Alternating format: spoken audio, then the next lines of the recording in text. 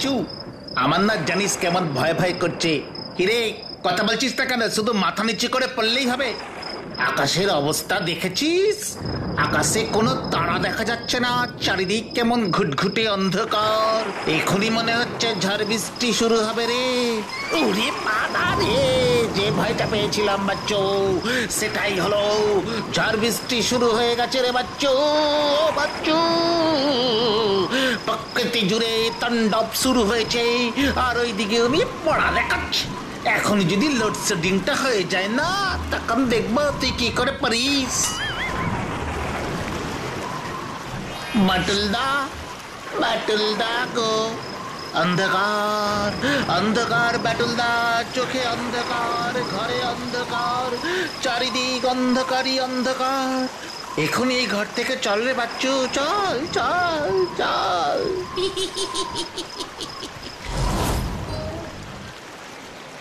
কি হয়েছে? কি তোরা এত চিৎকার করছিলি কেন বাচ্চু বিচ্ছু? করবো না? চারিদিক অন্ধকার হয়ে গেছে, বাইরে ঝড় বৃষ্টি হচ্ছে, আমরা দুটো ছোট্ট ছোট্ট ছেলে। তোমার কোনো চিন্তা নেই আমাদের জন্য বাটুলদা। অন্ধকারে যে আমার ভীষণ ভয় করে গো বাটুলদা, ভীষণ ভয় করে। একটু আলো জ্বালো না গো বাটুলদা, একটু আলো।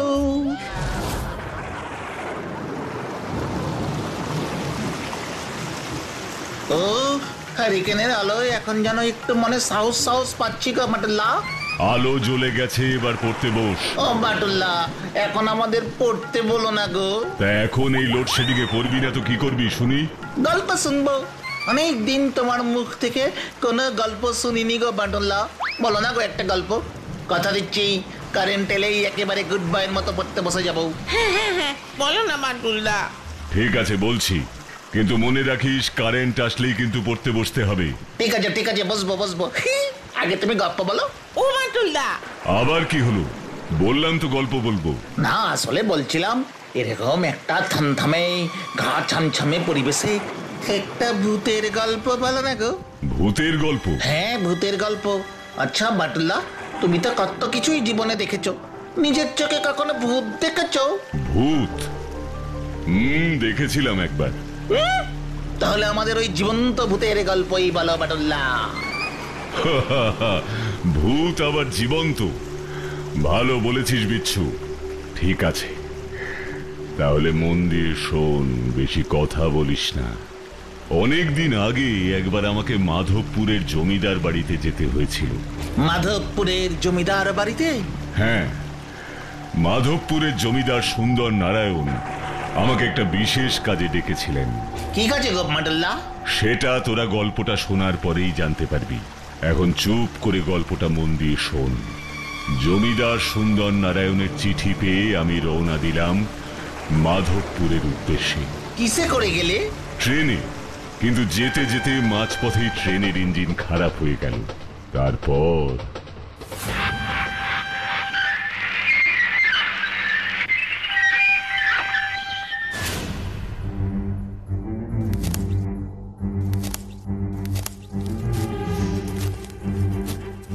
কোনোভাবেই যখন ট্রেনের ইঞ্জিনটা ইঞ্জিনিয়াররা ঠিক করতে পারলেন না, তখন আমি ট্রেনটাকে টেনে টেনে নিয়ে গেলাম মাধবপুর স্টেশন অবধি।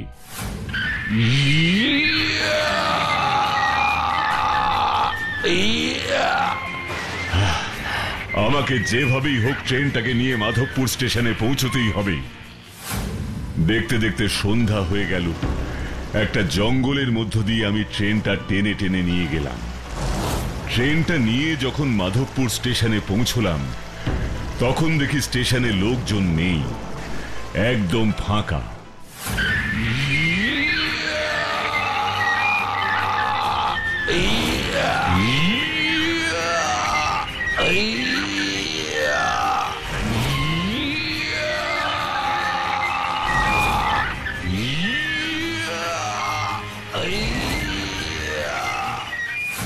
যাত্রীরা সবাই ট্রেন থেকে নেমে আমাকে ধন্যবাদ জানিয়ে যে যার বাড়ির দিকে রওনা দিলেন। Thank you Batul Babu, thank you. আজ তোমার জন্যই আমরা মাধবপুরে এসে পৌঁছতে পারলাম। এতে ধন্যবাদের কিছু নেই, সবাইকে বিপদে সাহায্য করাই তো আমার কাজ। আর চিন্তার কিছু নেই, এবার আপনারা সাবধানে বাড়ি যান। বাবা, তুমি অত বড় ট্রেনটা টেনে টেনে মাধবপুর স্টেশনে নিয়ে গেলে? এছাড়া তো আমার কাছে অন্য কোনো পথ খোলা ছিল না বিচ্ছু। তারপর তারপর তারপর কি হলো গো বাটুল্লা? তোমার সাথে ওই জ্যান্ত ভূতের কখন দেখা হলো বলো না গো? বলছি শোন, মাধবপুর স্টেশন থেকে বেরিয়ে আমি রাস্তা দিয়ে হাঁটছিলাম, তখন চারদিক বেশ অন্ধকার হয়ে গেছে, রাস্তায় লোকজন কেউ চোখে পড়ছিল না। এমন সময় হঠাৎ দেখলাম চাদর মুড়ি দিয়ে একটা লোক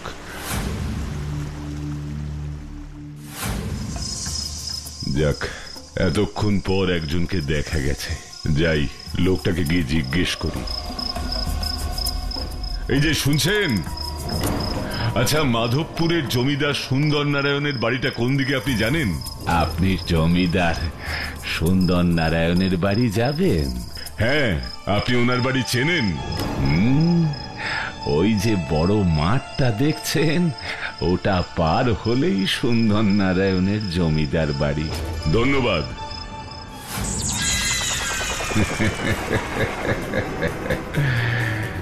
সুন্দর নারায়ণের বাড়ি যাবে? জানা যা, গেলেই ওখানে দেখতে পাবি।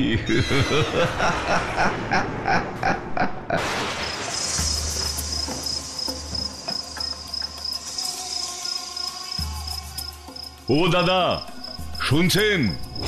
আমি আপনাকে বলছি। আপনি আমাকে ডাকলেন? হ্যাঁ, বলছিলাম জমিদার সুন্দর নারায়ণের বাড়িটা এখান থেকে আর কত দূর? এই তো, এই মাঠটা শেষ হলেই সুন্দর নারায়ণের জমিদার বাড়ি। সে তো আমাকে আগেও একজন বলেছেন। তাহলে সমস্যা কোথায়? অনেকক্ষণ ধরে হাঁটছি, কিন্তু এই মাঠ কিছুতেই শেষ হচ্ছে না। সোজা হেঁটে চলে যান, ঠিক পেয়ে যাবেন। ঠিক আছে, দেখি।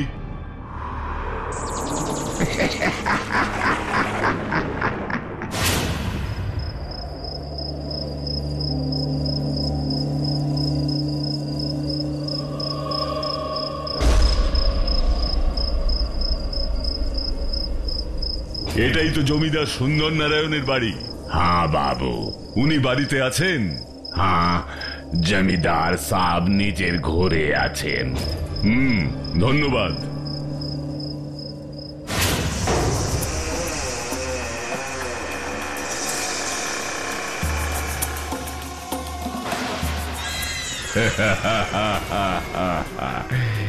যান যান, গিয়ে দেখা করুন জমিদার সাহেবের সাথে, তারপরে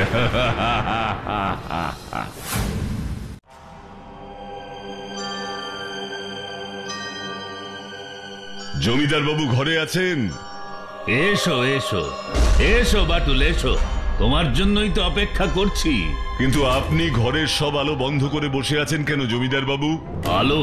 হ্যাঁ, আলো দিয়ে আমি কি করব বাটুল? আমার তো আলোর প্রয়োজন হয় না, আমি তো অন্ধকারেই ভালো আছি। এ আপনি কি বলছেন জমিদার বাবু? অন্ধকার কি কোনো মানুষের ভালো লাগতে পারে? মানুষের ভালো নাই লাগতে পারে, কিন্তু আমাদের তো ভালোই লাগে। ও, খুব ভালো লাগে। মানেটা তুমি এক্ষুনি বুঝতে পারবে বাটুল, কেন আমাদের অন্ধকার খুব ভালো লাগে।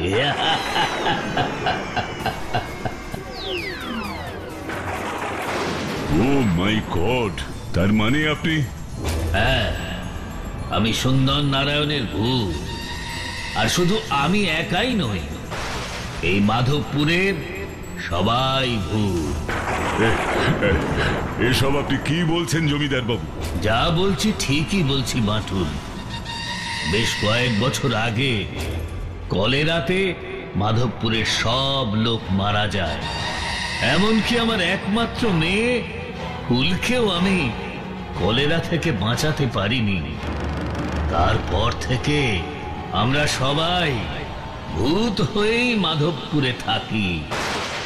তার মানে যে দুজন লোকের সাথে আমার রাস্তায় দেখা হয়েছিল তারাও সবাই ভূত ছিল? হ্যাঁ, ওদের আমিই পাঠিয়েছিলাম যাতে এই জমিদার বাড়ি চিনে আসতে তোমার কোনো অসুবিধে না হয়, আর পথে তোমাকে কোনো ভূত যেন অযথা ভয় না দেখায়। আমি মোটেও ভূতেদের ভয় পাই না জমিদার বাবু। জানি, আর তাই তো তোমাকেই আমার সুন্দরী মেয়ে ফুলপেতনি আর ঢ্যাঙার বিয়েতে প্রধান অতিথি রূপে নিমন্ত্রণ করেছি। ঢ্যাঙা? কে ঢ্যাঙা? আরে বাবা, ঢ্যাঙা হলো আমার জামাই। আসলে এত লম্বা, তাই ওকে আমি আদর করে ঢ্যাঙা বলে ডাকি। অমন সুপুরুষ ভূত তুমি কখনো দেখনি বাটুল।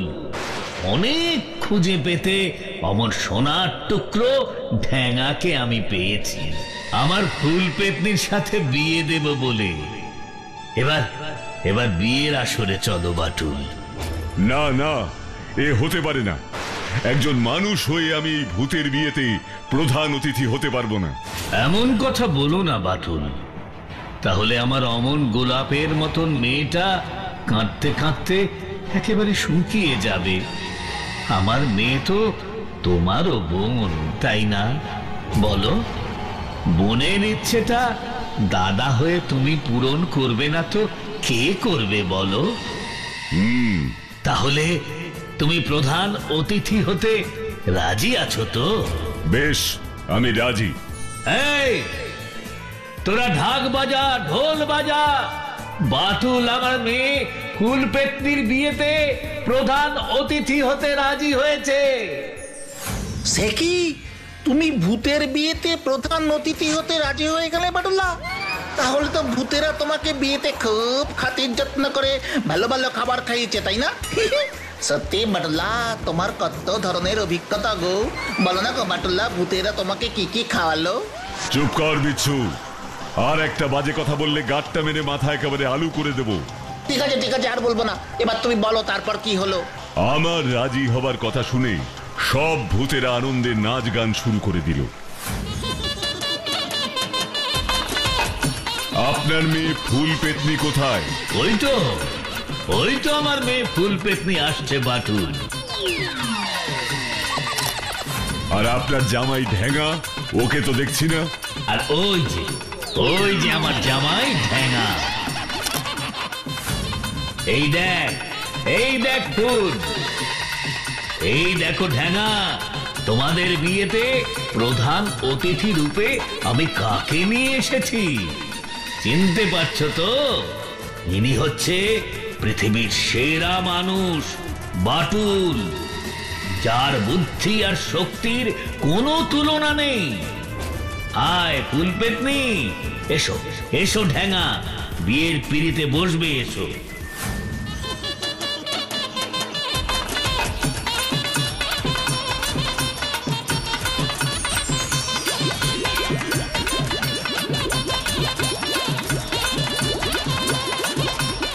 নাও, এবার তোমরা মালা বদল করো।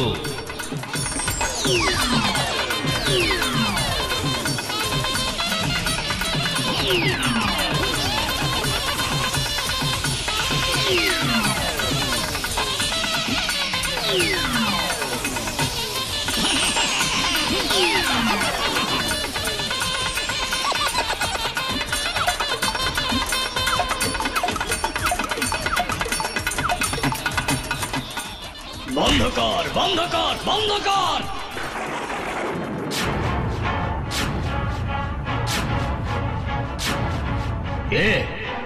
এরে তুই আমার মেয়ের বিয়েতে এসেছিস কেন?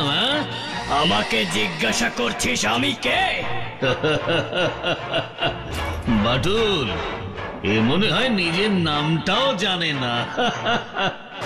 খবরদার, খবরদার, একদম আমাকে অপমান করবি না। আমি হলাম ডাকাত সর্দার প্যাংলা চরণ। প্যাংলা, এখানে কেন এসেছো বাবা?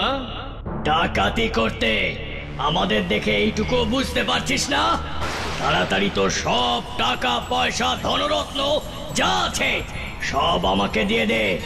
শুনেছি তুই নাকি বেঁচে থাকতে জমিদার ছিলিস। জমিদার ছিলাম বলে কি তোকে আমার টাকা পয়সা ধন রত্ন সমস্ত দিয়ে দিতে হবে? হ্যাঁ, দিয়ে দিতে হবে। না দিলে তোর মেয়ে ফুল পেতনি আর জামাই ঢ্যাঙ্গাকে এখান থেকে নিয়ে চলে যাব। না প্যাংলা না, আমি থাকতে জমিদার সুন্দর নারায়ণের কোনো ক্ষতি তুই করতে পারবি না। তুই কে রে? তোর শরীর থেকে কেমন মানুষ মানুষ গন্ধ বেরোচ্ছে। কে তুই? আমি বাটুল। বাটুল? হ্যাঁ, পৃথিবীর সব থেকে শক্তিমান মানুষ।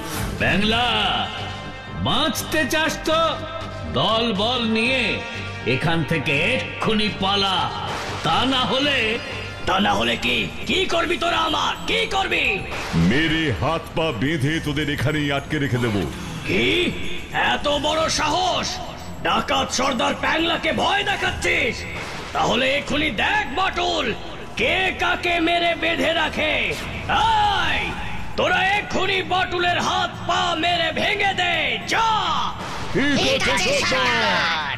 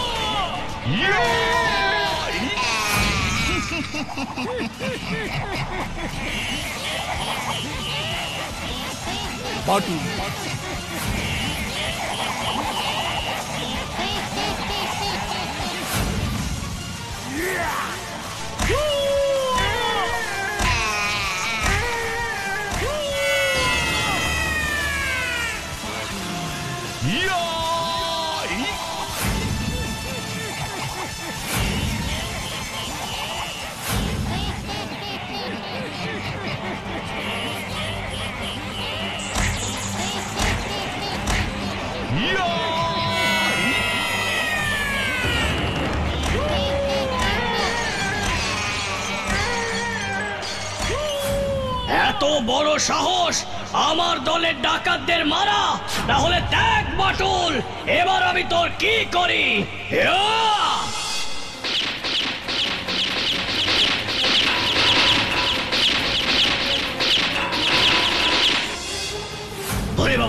ওরে বাবা, এমন মানুষ তো আগে কখনো দেখিনি।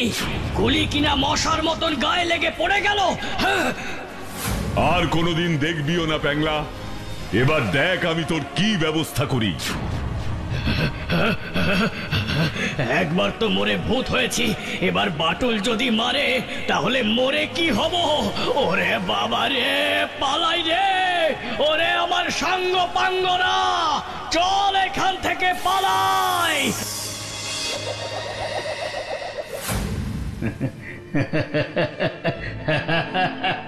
সত্যি সত্যি বাটুল, আজ তোমার জন্যই আমার মেয়ে ফুল পেতনি আর ঠ্যাঙার বিয়েটা ভালোই হয়ে গেল, আর আমার টাকা পয়সাটাও সব প্যাংলার হাত থেকে বেঁচে গেল। এই ফুল পেতনি আর এই ঠ্যাঙা, দাঁড়িয়ে দাঁড়িয়ে মুখ দেখছিস কি? যা যা যা, বাটুলকে প্রণাম কর।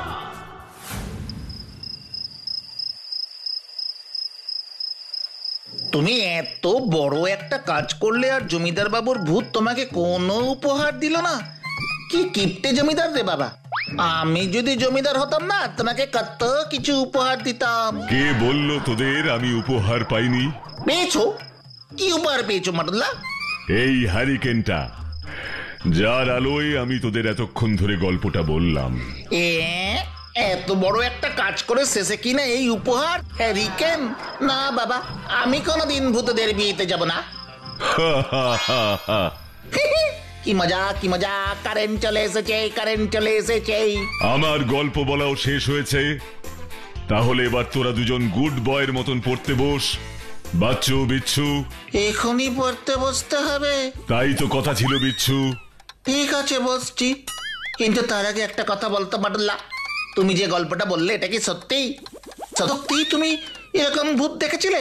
তোদের কি মনে হয় এমন ভূত কখনো কেউ দেখতে পায়, নাকি ভূতেরা কখনো মানুষদের ওদের বিয়েতে নিমন্ত্রণ করে? তার মানে তুমি এতক্ষণ ধরে যা বললে তা গল্প ছিল?